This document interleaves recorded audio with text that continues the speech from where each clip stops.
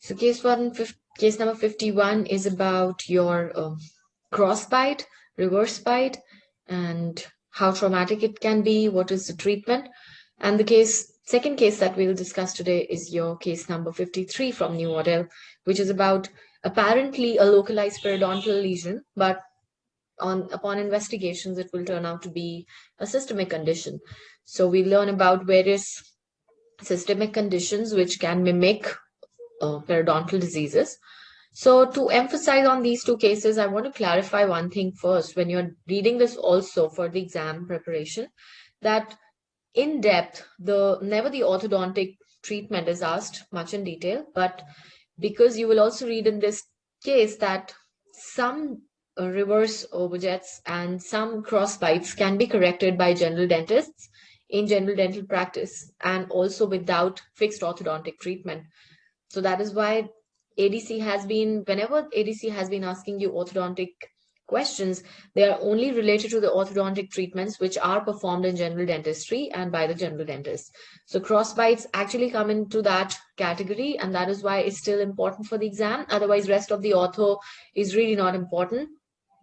But yeah, whatever a little bit of ortho comes, it comes from as a form of MCQs regarding your little bit of landmarks on cephalometrics, and mostly the treatment of your cross bites, which should be detected as soon as possible by a general dentist, and the treatment should be started.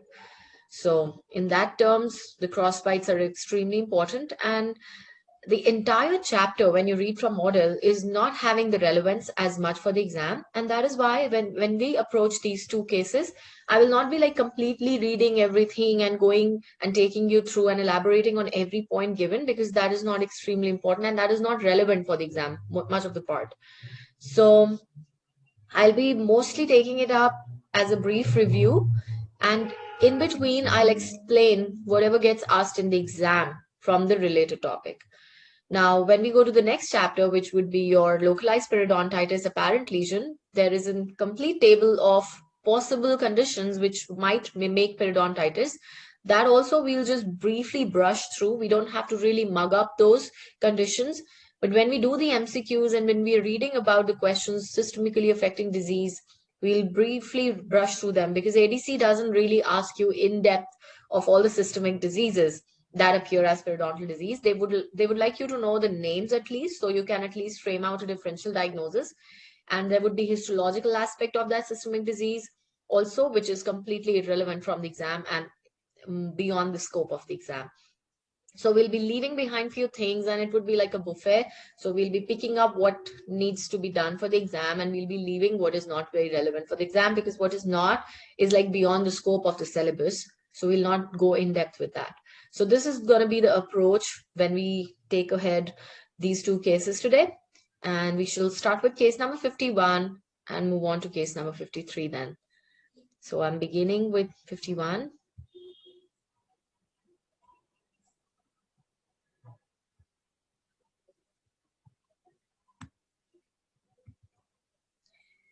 So although the complete management may not be important, and the complete cephalometrics and orthodontic classifications may not be important here, but please understand that anterior crossbites or posterior crossbites are hot favorites. Whenever a little bit of ortho gets asked, it is mostly coming from your crossbites. And as a general dentist, you are equipped to identify it. You are equipped to treat it also. So little bit of diagnosis. We'll learn about anterior crossbites today, and we'll also go on and talk about the management part. So this is a mixed dentition patient, and it is extremely important to identify crossbites, especially in the mixed dentition, because that's when the growth of the jaws is taking place. And if there is an unaddressed crossbite, then it can actually lead to compromised growth of maxilla, because it would be retained because of a reverse overjet, and it can actually lead to skeletal discrepancy. So when addressed in time, you can actually address and you can actually prevent the incomplete growth of a particular jaw, especially maxilla. So maxillary deficiencies can be prevented. So it's a 10-year-old male patient who presents with a class 3 incisor relationship. He's in mixed dentition, and there are signs of tooth wear affecting the front teeth. Now, the tooth wear is seen in the front teeth because Crossbite not just hampers the growth of the maxillary jaw, but it also is a traumatic bite. It puts excessive load on the anterior incisors, and thus you can see even premature wearing off pattern in those teeth because of the edge to edge and the excessive tensile forces acting because of the reverse overjet. So that's also a traumatic bite and also leads to maxillary jaw deficiencies. So these are the kind of drawbacks that you would be seeing because of a crossbite, which makes it more importantly necessary to treat it in time, diagnose it in time, and treat it in time. So when you read this chapter today, I will be highlighting some points which are directly asked in the exam also. So I'll put a star next to it so that when you're watching it also, when you're revising it also, you know that these concepts are actually asked in the exam as well. So the patient complains about an uncomfortable bite and that the front teeth are meeting the wrong way around because the lowers are supposed to be behind the anteriors, upper anteriors, and in this case it's the wrong way around, that the lower anteriors are ahead of the upper anteriors. The parents report that he developed a class 3 malocclusion after the upper and lower permanent incisors erupted and came into contact. Patient is otherwise medically fit and well. Patient presents with a mild class 3 profile when his posterior teeth are in maximal intercuspation. Now, you should know and learn the differences between retruded contact position and maximal intercuspation. In the ortho files also, I will be teaching about these concepts and I'll briefly explain you again about the treatment of crossbites as well. But let's use this case as an opportunity to create a base around crossbites together so that when we move to the ortho file, you already have a solid base over the most of the ortho questions that's gonna be asked in the exam. So this chapter sums up almost everything crossbite related gets asked in the exam. So you are done with this case and you're sorted for the exam. That's how good and efficient it's going to be. In fact, this case has a little bit of extra information, which is not important for the exam. So we can just ignore that for a while. But otherwise, from the exam point of view, it completely trains you from whatever crossbite information you need to take up your sleeve that day. So the patient presents with a mild class 3 profile when the teeth are in maximal intercuspation. Now, maximal intercuspation is the centric occlusion, right? It is a centric occlusion. That's when your teeth are in complete occlusion, right? There is maximal intercuspation. They are not like lying cusp to cusp or edge to edge. They are in maximal interdigitation amongst the cusps. So that is called your centric occlusion, or also known as your maximum intercuspation. So these maximal intercuspation or centric occlusion not necessarily coincides with the centric relation. Do not confuse this one with centric relation. The centric relationship, whereas, is the most posterior position or the most posterior location of the mandible. Right? So your mandible cannot be pushed behind it practically. That is the most posterior position of mandible compared to the maxilla. So it is a TMJ related position. It is also dictated by the muscles and TMJ. And usually in healthy patients, centric relation and centric occlusion should coincide. Even if it's not coinciding, there should be some difference of 0.5 to 1 millimeters, mostly coinciding. So centric relationship is also known as your retruded contact position. So that means retrusion. Mandible is in complete retrusion as posteriorly as it can get, and teeth are making contact. It doesn't matter whether this contact is maximal intercuspation or not. That's why it's known as a retruded contact position, where the mandibular teeth meet the maxillary in the most retruded position. So I assume now you get the difference between maximal intercuspation, which is also your centric occlusion, and also know the centric relationship, which is also defined as retruded contact position. So these are two different things. Centric is your maxillary intercuspation, and centric relationship is your retruded contact position. So you use MI and RCP, maximal intercuspation and retruded contact position terms in orthodontic diagnosis, and not centric occlusion and centric relationship. Centric relation and centric occlusion is mostly used with prosto work, like when you're doing the CD fabrications. So when you're asking the patient to take the mandible back, and that's your centric relation recording. When you're doing the teeth arrangement, you're giving a centric occlusion. So you're using these two terms in terms of your FPDs and CDs and indentate patients, right? When defining occlusion. But when you're defining and diagnosing malocclusions in ortho, because it's in terms of a bite, that's why you're asking or using the terms retruded contact position of the mandible and maximal intercuspation position of the mandible, right? So do not get confused in the exam. If you read these different terms, you should be equipped and you should understand all these terms. I hope I made myself clear and any confusion around these terms is sorted now. Now, going to your intraoral examination, the patient can achieve an edge-to-edge incisor relationship. What does this also mean? Clinically, not as much in the exam, but I'll tell you one important relevance of this edge-to-edge relationship. So if you have a reverse overjet, like a patient has a class 3 profile, and if you ask the patient to try to achieve an edge-to-edge, can he take the mandible back and can he make the incisors meet? So that means clinically, if an edge-to-edge can be achieved by a class 3 patient, that means you can treat this patient without surgical intervention. That means it is not a severe class 3 and it can be treated with a conservative approach, like with either with a fixed ortho or with a removable ortho, but without requiring surgical correction, right? That means the skeletal enlargement or the mandible is not so ahead that you cannot take it. Patient, even if it tries, he cannot take bite in edge to edge. That means there is a severe class 3. So there is a clinical relevance to this point when you ask the patient that can he achieve edge to edge incisor relationship. This shows that yes, it is treatable conservatively and it's a mild to moderate category rather than serious one. There are signs of tooth wear attrition affecting the upper incisors, particularly the upper central incisors. Patient then postures forward, the so-called displacement. Another important orthodontic term, like maybe when the patient bites, everybody naturally bites in centric, right? Naturally, everyone would first bite in centric, and that would be their retruded contact position. But this, as soon as the patient takes and bites in retruded contact position or in the centric relation, immediately, because his cusps are not getting interdigitated correctly, so he finds the urge of displacing the mandible.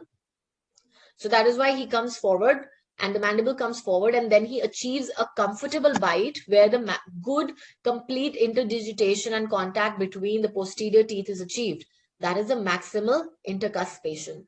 So class 3 patients, when they bring because of their class 3 profile, because of the reverse overjet, they are actually biting into a comfortable bite where the maximal intercuspation is achieved. That is not the centric relationship of the patient, right? Now, in the UK, there is a classification of these crossbites, which is not important for the exam, so we can leave that. Now, what are the possible causes for class 3 malocclusion? Now, the potential causes of class 3 malocclusion is one, where there is unusual eruption path of the upper incisors, which leads to a forward mandibular displacement. Now, this happens when it is also kind of your pseudo class 3, where the upper incisors, they were retroclined, they were palatally erupted, they were interfering with the complete intercuspation at the centric relation, and that is why, due to forward mandibular displacement, now the patient is able to achieve maximal intercuspation. So he's habitually biting into a displaced position of mandible. So neither was his maxilla deficient, nor was he having an abnormally large mandible, right? There was no skeletal cause to this class 3. It's a habitual class 3 because of displacement, mandibular displacement, because maximal intercuspation, occlusal interferences did not allow these maximal intercuspation at retruded contact position. Does that make sense for everyone? Right? So if the maximal intercuspation is not happening,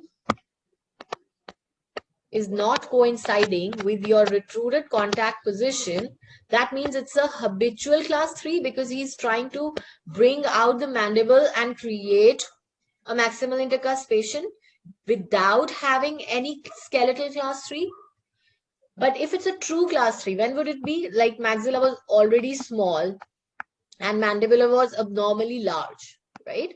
Either maxilla was abnormally small or mandible was abnormally large. These two are your true class 3 skeletal relationships. What happens in this situation? Mandible is not coming out because of habit or because of any interference or getting displaced. It is coming forward because your centric relation and maximal intercuspation would be same there. So MI and RCP would coincide, they would be same. That means the patient is not displacing the mandible. The mandible is so big that when he bites in centric relation, maximal intercuspation is achieved and mandible is still ahead of maxilla. That is a true class 3. 1 would be a pseudo or a habitual class 3. 2 and 3 would be true skeletal class 3. I hope the classification is also making sense now. And we totally have an SBQ on this same habitual class 3 relationship in the exam. We have an entire SBQ. Recently, it is not getting repeated in the exam, but it's there in the past papers. So for you to go through this concept is really important. So true skeletal class 3 and a habitual class 3. I hope you've got the difference between two now. So 1 is where MI and RCP will not coincide. In 2 and 3, your MI and RCP will coincide because there would be no displacement.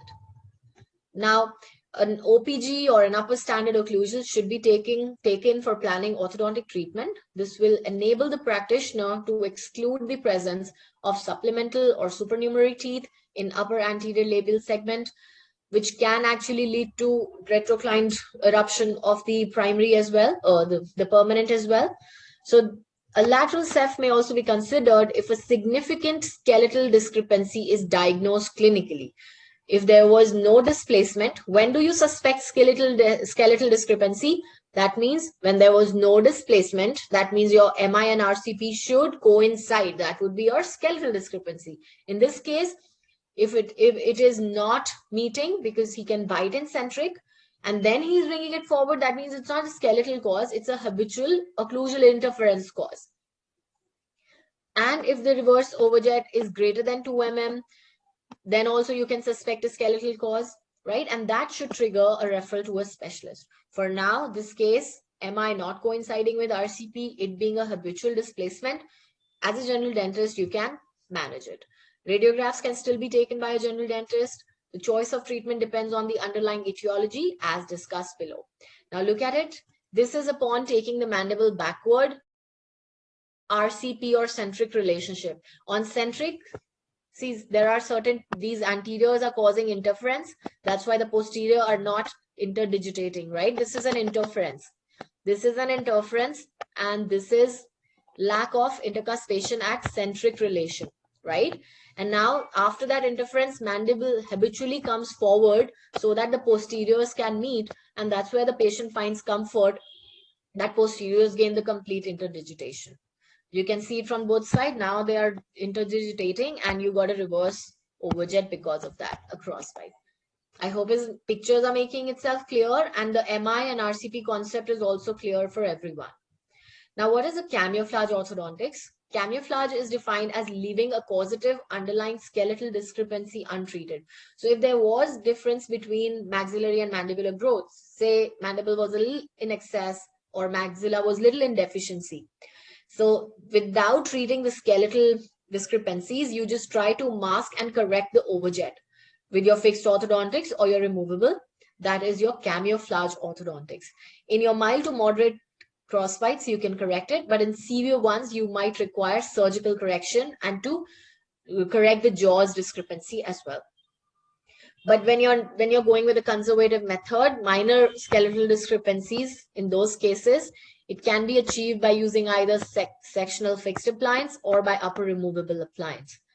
And partial upper fixed appliances can be used, where also known as 2x4 appliances. It is not relevant for the exam, fixed orthodontics. But treatment usually of short duration in the mixed dentitions that aims at correcting etiology of malocclusion is known as interceptive treatment. Suppose this is another kind of treatment and it is done mostly by use of your headgears.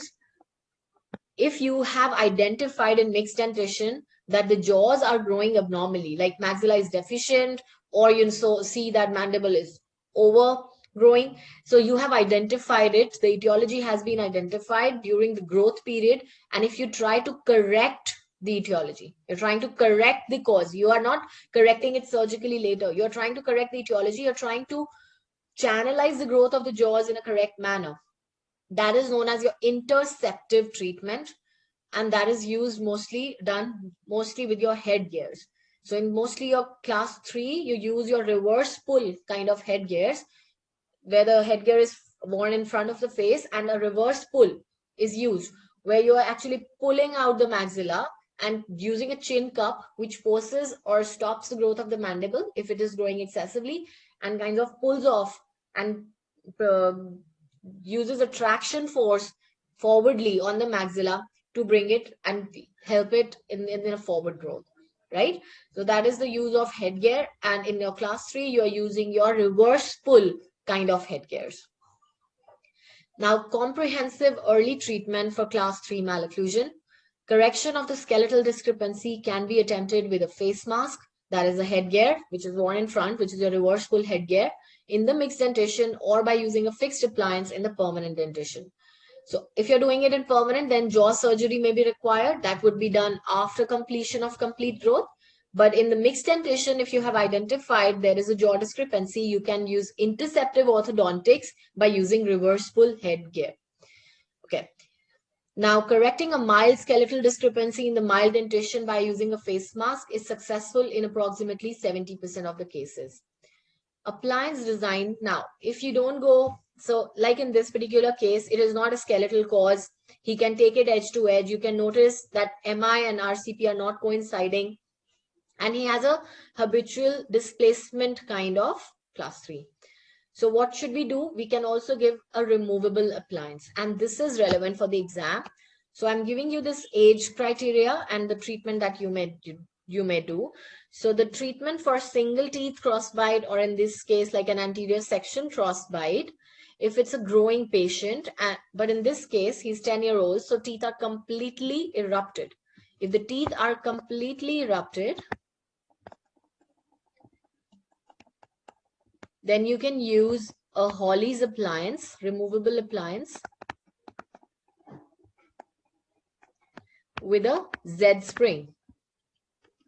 Z spring is going to push the teeth from the back and bring it in a positive overjet.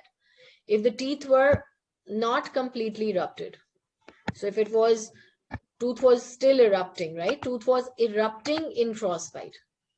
Not erupted, but still erupting. Then you can use an inclined plane or can use a tongue blade because it's still erupting in retroclined position. So to prevent such interference, you can actually prevent the complete formation of frostbite by using an inclined plane or tongue blade. So completely erupted and mesiodistal space is sufficient to move the tooth forward. Like in this case, if you look at it, the tooth, the mesiodistal space, there is no crowding. If you just created the gap, this tooth can be pushed out. There is no crowding. There is no interference from any adjacent tooth mesiodistally. There is no crowding, which will interrupt the movement of the upper incisor in a buccal direction. So if mesiodistal space is intact and not crowded, then Hawley's appliance. But if the mesiodistal space was crunched or there was crowding, the adjacent teeth were overlapping, then you would use fixed appliance therapy because you will have to create the mesiodistal space for the tooth to move forward. So fixed appliance therapy in case of crowding. When the mesiodistal space is sufficient, there's no hindrance to the tooth to move forward, then Hawley's appliance with Z spring. And the tooth which are still erupting, inclined plane or tongue blade. Right? Is that correct? Makes sense for everyone? These are the 3 different situations and 3 different treatment options. Now, in this particular case, the mesiodistal space is sufficient and there is mixed dentition still, but the teeth is completely erupted because it's the age of the patient is 10. So you would require a Hawley's appliance with Z spring, right? Now, the appliance consists of an active component, a retention component, and a base plate. So a large Z spring is used to procline the upper central and laterals. That means you're proclining them, you're buccally pushing them, and by eliminating the displacement, because there would be no interference then later on upon biting on the RCP, retruded contact position, and there would be no displacement. This is an active component. Alternatively, you can use T-spring also, or these are the spring designs. Then Adams scrib on deciduous molars and molars are used for retention. And you will have to add a posterior bite plane, a little bulk on the posterior teeth to raise the bite, to open the bite, which will allow the anteriors to move forward. Because without you raising the bite, there is a negative overjet. So lower anteriors would hinder the forward movement. So you'll have to raise this bite so that these teeth get disengaged and then your maxillary teeth move forward, right? So a bite plane is also required. This is the appliance design, and these are the pictures after regaining the overjet and pushing the teeth forward. So you have seen that you have a positive overjet now, and upon centric biting, the patient is able to achieve maximal intercuspation also.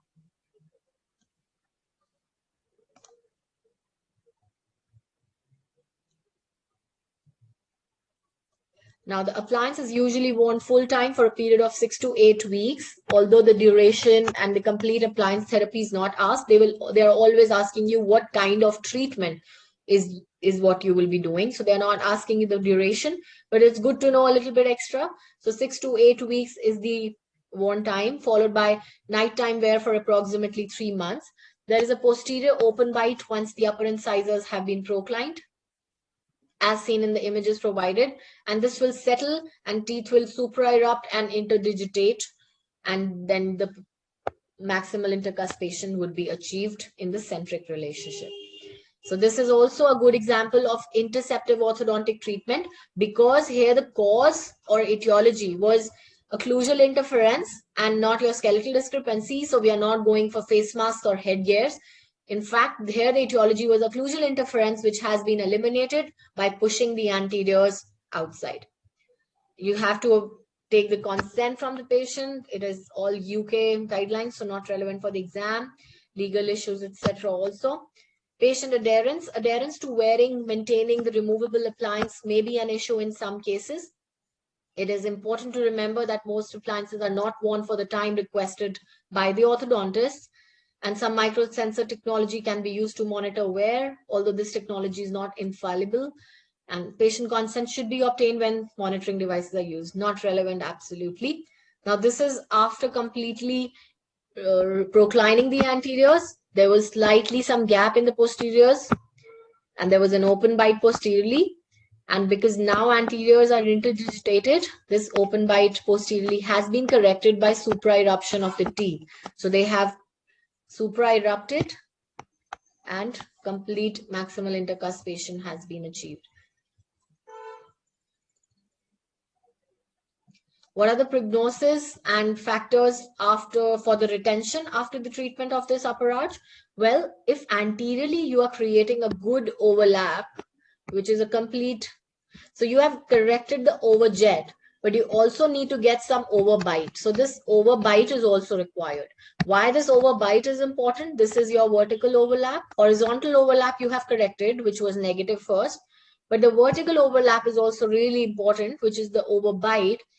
And that must be totally achieved because it acts as a natural retention. So these teeth will not tend to move back palatally because of a natural stop in form of lower anterior teeth. So this needs to be achieved at the end of this treatment. Otherwise, a relapse may occur. So if you are only proclining them, but there is no vertical overlap, then these teeth will go back forward. So you need to have an overbite for these teeth to act as a stop and act as a retentive feature, right? Patient needs to be advised that continuation of existing growth patterns can later also jeopardize the orthodontic treatment outcome in long term. So later on also, if mandible continues to grow in excess or maxilla remains deficient and mandible continues to grow in a normal pattern also, then the crossbite can recur as well. So there can be still some jeopardy related to the treatment, and that is why a complete follow-up later on also is required. So bite for this patient remains stable for long term and no further orthodontic treatment was required. That means both jaws grew in a normal pattern and there was no skeletal discrepancy. But teeth in anterior crossbite can be treated in the mixed dentition by using your interceptive ortho. This type of treatment can be simple and cost effective. The need to comply with removable appliance wear needs to be made clear at the start of the treatment. Progress needs to be monitored and documented carefully. Obtaining the patient consent regarding the long-term prognosis of class 3 is also important. Growth cannot always be favorable. The mandible tends to grow for a longer period compared with the maxilla, and that is why there is a potential for it to relapse. Usually that will happen only when there is skeletal discrepancy. Otherwise, usually it would not relapse. And other method of preventing the relapse is by creating the vertical overlap. That is extremely important because otherwise these orthodontic movements tend to show relapse as well. And this vertical stop or a positive overbite will totally prevent that, right? So that would be end of this case, and we'll be starting with the next case now.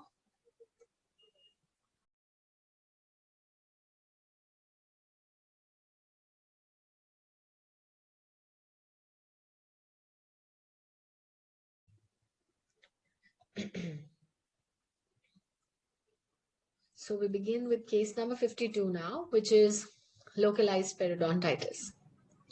So it's about a 30-year-old male who's referred for periodontitis that has not responded to treatment. What is the cause and how would you proceed? So this is the IOP radiographs of the upper and the lower teeth, and we can notice that there is a radiolucency which is involving the first molar. If I showed you the border, then it is a diffuse radiolucency going from your first molar also over the second molar, and also for the lower premolar area, it is involving the first and the second premolars. You can see it as a radiolucent shadow, which is looking like a buccal or a lingual plate bone loss rather than the mesial or a distal one. Now, the patient complains that he has been undergoing intensive treatment for gum disease, but with little success.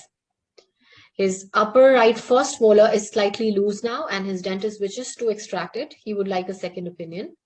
He noticed the gum disease 9 months ago. He has never had pain or discomfort from the tooth. The patient is a regular attendee at his dentist's clinic. He has no dental restorations, no caries, and no other oral problems. The previous dental practitioner had provided intensive oral hygiene instruction, root surface debridement under local anesthesia, and reassessment as well. The patient brushes twice a day with a fluoridated toothpaste, uses interdental brushes of 2 different sizes, as well as flosses daily as well. Patient is medically fit and well. He has no allergies, takes no medication, has never smoked. So what are your initial thoughts?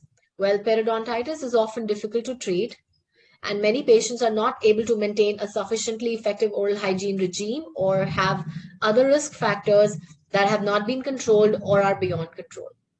It remains possible that this patient is not cleaning effectively regularly despite his efforts, and this must be assessed. Or perhaps previous treatment did not completely remove all the etiologic agent like your subgingival calculus. Assuming the previous treatment was optimal, there has been sufficient time for the non-surgical treatment to have had some effect. Upon extraoral examination, the results of extraoral exam are normal, no lymph nodes are palpable. And on intraoral examination, one lower third molar is partially erupted, upper third molars are unopposed and distally inclined. There is no dental caries, no restorations present. The patient's oral hygiene is very good. Only a few flecks of interdental plaque are present. Gingiva in most areas are healthy in appearance and do not bleed on probing. So there is no generalized gingivitis or any kind of etiologic agent present like plaque or calculus. On full clinical periodontal assessment, only 3 areas of concern are identified. One is the upper first molar region, the lower second premolar, and also on the lower left second molar. So upper right first molar is mobile, about 1 millimeter in the bucco-palatal direction. It is grade 2 mobile and it is not having any vertical component or depressibility in the socket. A 9 millimeter probing depth is present distopalatally, and a distal furcation has grade 2 furcation involvement. The gingiva appears loose, but they are not edematous or red or inflamed. And there is only slight bleeding on probing. So considering the amount of destruction of bone, the gingiva does not replicate the picture of inflammation. Gingiva shows very minimal amount of inflammation. Inflammation, whatever is there, is diffuse rather than being related to gingival margin or pocket. Gingiva also is easily liftable from the entire tooth. Now, the lower right second premolar also has a deep probing depth, which is 5 mm distolingually and 4 mm mesiolingually. So again, on the lingual aspect. Upper also distopalatal, lower also lingual aspect. Tooth is not mobile. Gingiva are dusky red, not edematous or inflamed, and are relatively firm, although slight bleeding on probing, which is also seen subclinically in most healthy gingiva also, is found. Then there's again a deep pocket on the mesiolingual aspect of the lower left molar. Again, the lingual surface involved. No bleeding on probing. Root surfaces on all these areas feel smooth on probing. That means the root surface carry no irregularities or no calculus depositions if it's feeling smooth from the probing pattern. So what other investigations? What do you see in these two IOPAs that the patient's general dental practitioner sent? So the upper radiograph shows extensive bone loss distal to the first molar. There is loss of lamina dura around the whole of the distal root into the furcation and around the apex. Calculus is not visible. The lower film shows a curved area of alveolar bone loss associated with first and second premolars. Lamina dura and alveolar crest on the both teeth appear intact. The bone loss is consistent with the probing depth, no calculus again. So there is no etiological agent, but there is periodontal destruction. And there is no gingivitis or inflammation characteristically seen in gingiva, but definitely bone destruction, no etiological agent, and no gingival inflammation. These are your most important findings, and there is gross bone destruction around these teeth. The vitality of upper first molar must be determined. Bone loss extends beyond the apex, and there is a significant risk of loss of vitality. The apical lamina dura is not clearly defined, particularly in relation to the maxillary sinus, giving rise to further suspicion. A radiograph is needed to appreciate the bone levels around the lower left molars and possibly those around other teeth as well. However, before selecting a suitable view, further thinking is required. And in the meantime, you check the vitality of the upper right first molar as well. It is vital and not hypersensitive to cold and electric pulp testing. Now, what are your thoughts? Well, this is odd. The patient is motivated and his oral hygiene is good.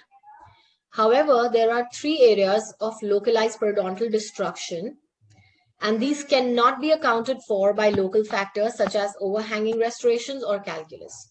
So absolutely lack of any etiological factor for now. Perhaps the patient has progressed form of molar incisor pattern periodontitis, which is defined as rapid attachment and bone loss occurring mostly at a young age, sometimes also having a familial pattern.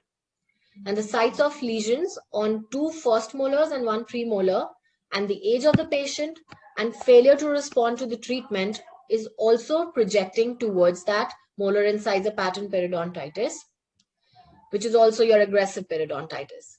Now, would further non-surgical periodontal treatment with adjunctive antibiotics help?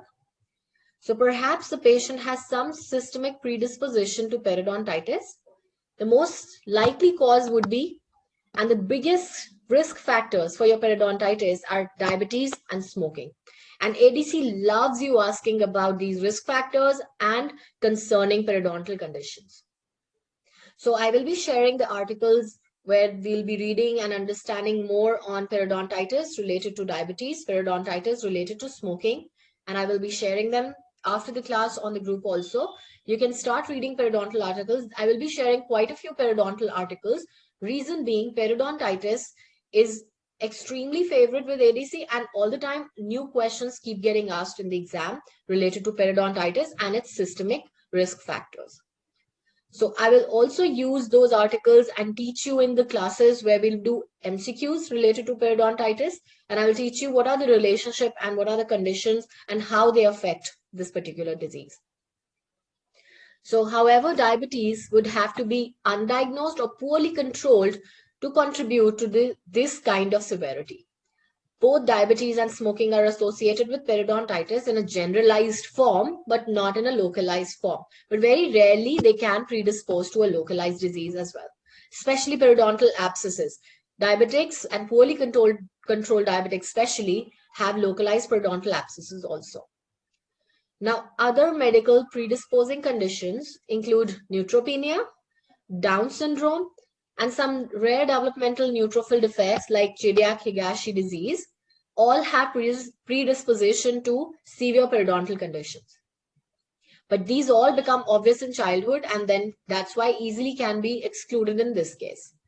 So you decide to go with an OPG because you're suspicious that there may be more areas affected because the pattern of the disease is unusual. And the pictures or the result is shown in this image. So this is the OPG of the patient. And on the right side, you can see that there is the first molar radiolucency, which was observed, is now also reaching the maxillary sinus and also going beyond up to the second molar. So it is diffuse and kind of eroding the floor of the maxillary sinus. If you see that floor of the maxillary sinus is here till here, like here in the normal pattern. So it has been diffused and eroded. There is no floor of maxillary sinus. So it has eroded the maxillary sinus area. And in this lower jaw, you can see it is involving the premolars and going up until your posteriors.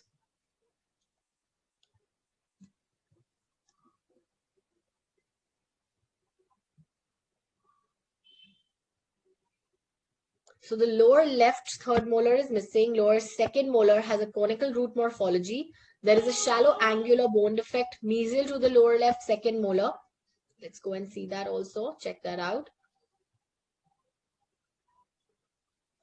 So this angular bone loss, the vertical bone loss in front of the second molar is also seen. This certainly reinforces the suspicion of a molar incisor pattern periodontitis, which is your aggressive periodontitis, because that characteristically has the vertical bone loss rather than the horizontal bone loss pattern. So have you missed something? Go back and look again at the periapical and OPG radiographs and reassess the history. So what radiographic features are inconsistent or suggest alternative causes? The upper periapical shows a large area of destruction of bone, and it's poorly localized with the furcation appearing fuzzy.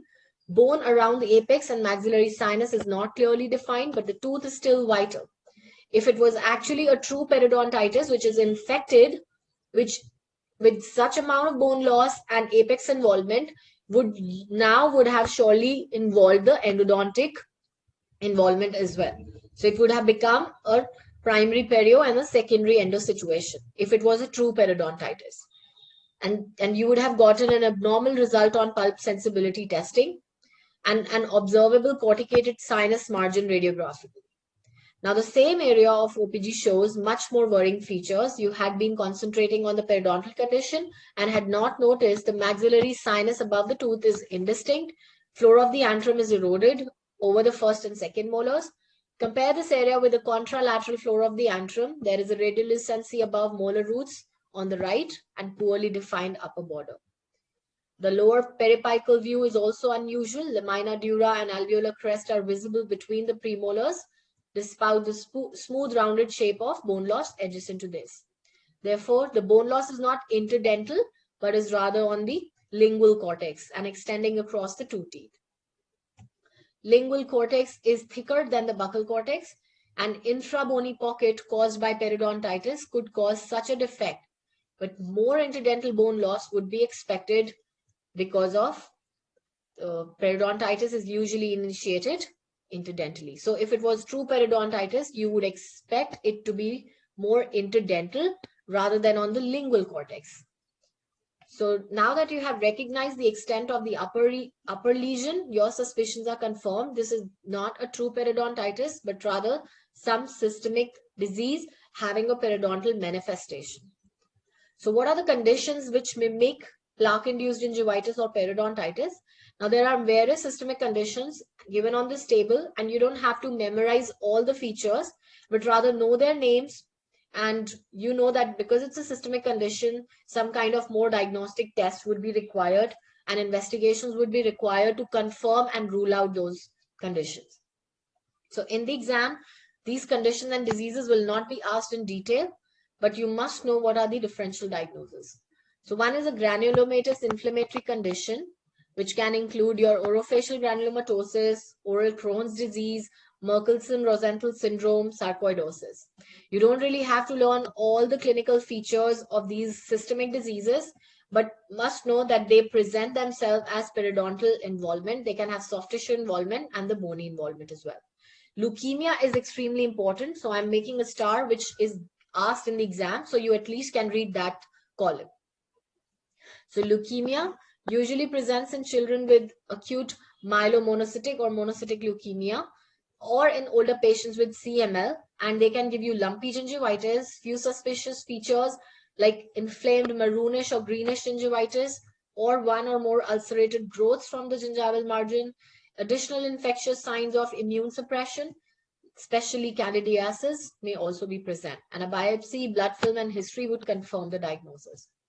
Then you can have granulomatosis with polyangiitis, not really important, but you can have a granular or red, white speckled strawberry gums. This is asked as a MCQ. So Wegener's granulomatosis, also known as your strawberry gums, it is granulomatosis with polyangiitis. It also involves blood vessels, and that's why the blood vessels proliferate. It gives you enlargement. So Wegener's granulomatosis. Then hereditary gingival fibromatosis can give you gingival enlargement, and sometimes it can be generalized, and sometimes solitary forms are also seen, which are associated with some syndromes. There would also be some family history, and a biopsy would confirm that as well. Then autoimmune diseases, especially the lichen planus, etc., they can give you red gingiva, desquamated gingivitis. Then foreign body gingivitis, all these can also give you dusky, inflamed appearance of gingiva, but they would not have bony involvement. Then traumatic lesions like mechanical, chemical, and thermal, they can be present at any age. Chemical agents can be chlorhexidine, aspirin, cocaine, hydrogen peroxide. Mechanical can be overzealous professional cleaning. And then thermal can be burns from hot drinks or food. Then deposition diseases, because of some metabolic disorders. So some metabolic byproducts getting deposited in the gingiva, and that could be your glycogen or mucopolysaccharide related diseases. Biochemistry, biopsy, family history will easily help you rule them out. So giant cell granuloma has two forms. One is giant cell epulis, which resembles fibrous epulis or pyogenic granuloma on the gingival margin, or it can have a central form like a cystic destructive form, which has a bony involvement, that they would not have any systemic features. Biopsy would totally be confirming that, because in a giant cell granuloma, you'll find giant cells and that connective tissue collagenous matrix in which dispersed giant cells would be found. Then a fungal infection like gingival candidosis can be seen, especially seen in patients who have HIV. And you can also have a lumpy, granular, inflamed gingival swellings in such patients. But this is an endemic disease and would not be found in this particular group. So a biopsy would also confirm that. Then a Langerhans histiocytosis. Now that can be a solitary lesion or can have multiple conditions, multiple lesions, destructive lesions, which mostly affects skull and jaws. It can arise at any age, destroys the bone around teeth, and in late disease, teeth appears to be floating in air radiographically because there is no bone that is remaining. And a biopsy will confirm that. Then an odontogenic tumor also from gingiva rather than in bone. And most cause a small nodule, or they can also erode superficial bone, can be easily excised. The commonest odontogenic tumor to occur extraosseously is CEOT, calcifying odontogenic cyst. And squamous odontogenic tumor merits special mention because it sometimes arises in PDL or gingiva and can mimic periodontitis. And a biopsy would confirm such benign tumors. Then it can be a malignancy, squamous cell carcinoma of gingiva. And it's a rare site, although gingiva is a rare site because mostly it is seen on the floor of the mouth or posterolateral border of the tongue, and which usually would present in those patients who are 50 years or above. It can destroy soft tissues and bone, and biopsy would confirm that. And usually a malignancy is also linked with paresthesia. So if you have a bony swelling or if you have a radiolucency associated with the paresthesia, that would characteristically link it up with a malignancy. It can also be a metastatic malignancy rather than originating in the gingiva or bone or PDL. It can actually be a metastatic deposit of a distant malignancy.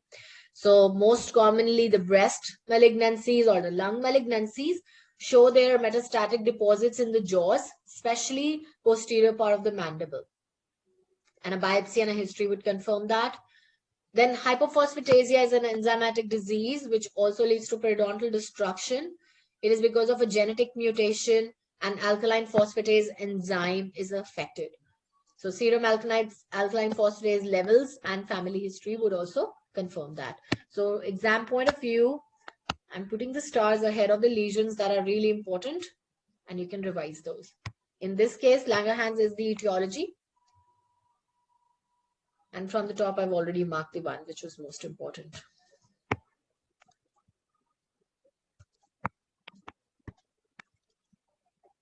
So these are the possible differential conditions which are systemic diseases or conditions which can actually do not originate as periodontitis but can mimic it.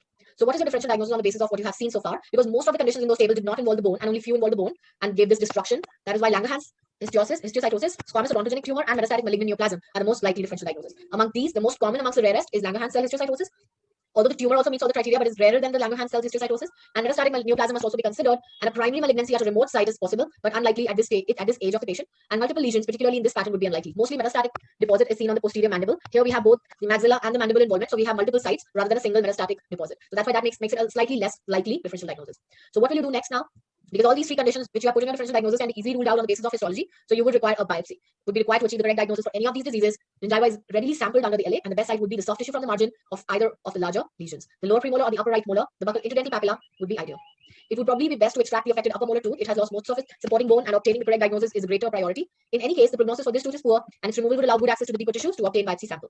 The socket can be curated to obtain additional material from the alveolar bone, but keep in mind that there's a risk of accidentally having an oroantral communication. So now the biopsy sample is shown, and you don't really have to learn the characteristic of Langerhans cell. I'm just showing you the slide, but in any ways, this is beyond the scope of ADC syllabus, so we are not reading and learning the characteristic histological features. This is the gingiva sample, the sulcus, and this is where these neoplastic cells are seen. And these are your eosinophils cells, which are marked E, and these are your Langerhans cells, which are multinucleated cells. So on confirming from the diagnostic sample, the diagnosis is Langerhans cell histiocytosis, and it is a dendritic cell found in epithelium. These cells develop in bone marrow from the monocytic lineage and migrate to the epithelium of the skin and the mucosa, and then there they reside to present external antigens to the immune system. A clonal proliferation of Langerhans cells presenting as a spectrum of disease severity. All types have a predilection for skull and jaws. Lesions are painful or asymptomatic and can also accompany soft tissue swelling. Patient has multifocal single organ system disease because only bone is affected, no other organs are involved. So he has multifocal, that means multiple swellings, but only single organ is involved. Right? So the types are multifocal and multi-organ, then multifocal and single organ. Another is unifocal. So only one solitary existing condition. So this is the acute form. This is the fulminating type, and it's mostly fatal before the age of 5. It affects multiple organs. It can affect skin, liver, lymph nodes, bones, spleen, and all, and usually requires aggressive treatment with chemotherapy. It is a malignant neoplasm of Langerhans cell. Multifocal single organ is usually the benign one, and usually when the pituitary is involved, diabetes insipidus would develop with ectophthalmosis and bone lesions. It would call Hans-Schiller-Christian triad or syndrome. And usually, when you are treating it, curettage of the lesions and sometimes maybe chemotherapy adjunct would be required.